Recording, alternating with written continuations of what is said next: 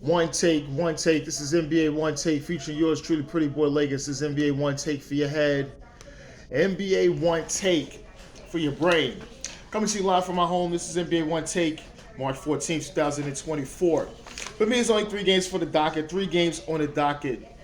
The first game is the Boston Celtics versus the Phoenix Suns. And the Celtics get the big win here, which led by one Jaylen Brown, who had 37. Jason Tatum had 26. And Al Horford had 24, playing well for this team. And Suns, Devin Booker finished with 23. Kevin Durant struggled, and he had 20. There's a lot of skepticism regarding Kevin Durant for some reason. A lot of sports media outlets. Bradley Beal finished with 22, and Grayson Allen finished with 20. Now, when I talk about the issues with Kevin Durant, people question his leadership and the department of him able to really put a team on his back instead of being that X factor towards winning. So you got people talking about his issues with Golden State, as well as him leaving Golden State and going to Brooklyn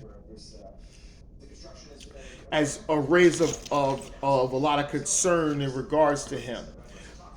I'm not going to really talk too much about it. I did state years ago when he was on the Nets. I was also saying that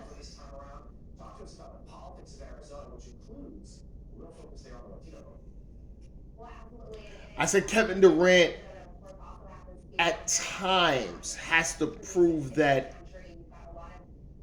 he's the real dynamic piece.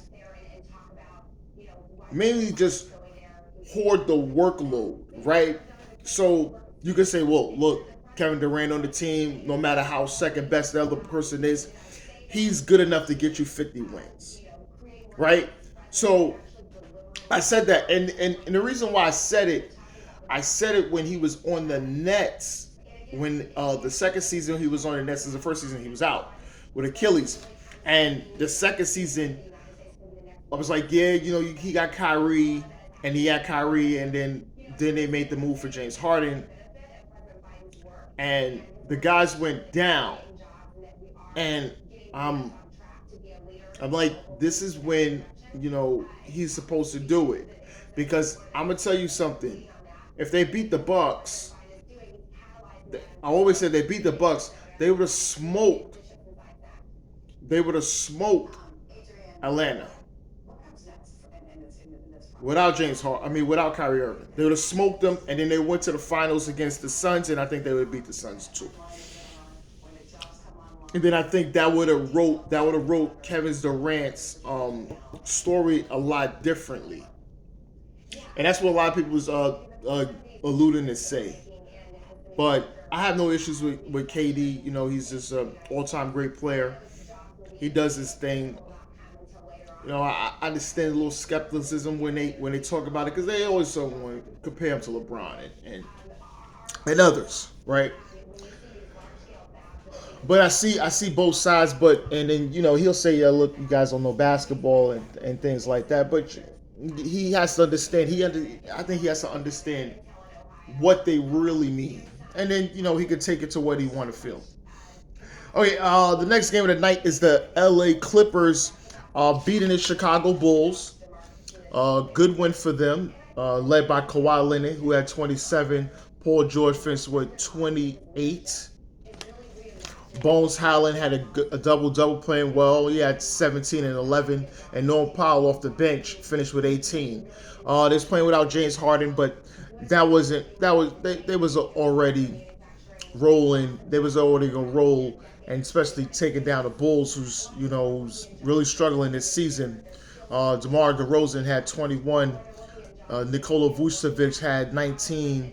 Alex Caruso was 17, and Drummond, man, looking like old Drummond, he had 15 points for the Bulls. The Clippers, they, trying to stay in the top three of the Western Conference. That's what they just fighting for right now, trying to get to that top three spot. Don't really want to go to 4-5 matchup, but that's what they looking to go to. All right, the last game of the night is the Milwaukee Bucks versus the Philadelphia 76ers. And Milwaukee was able to get the win here, led by Giannis Antetokounmpo, finished with 32 and 11. Dame Lillard had 17 and 9, and Brook Lopez finished with 19. And for the Sixers, Tyrese Maxey, he did his thing. He had 30, and Tobias Harris finished with 15. Still without Joel Embiid, which is a concern. I think the Sixers don't, for the most part, they're not going to have home court advantage this season. And it was a lot riding on the team this season. So when Joel went down, it's been tough. It's really tough.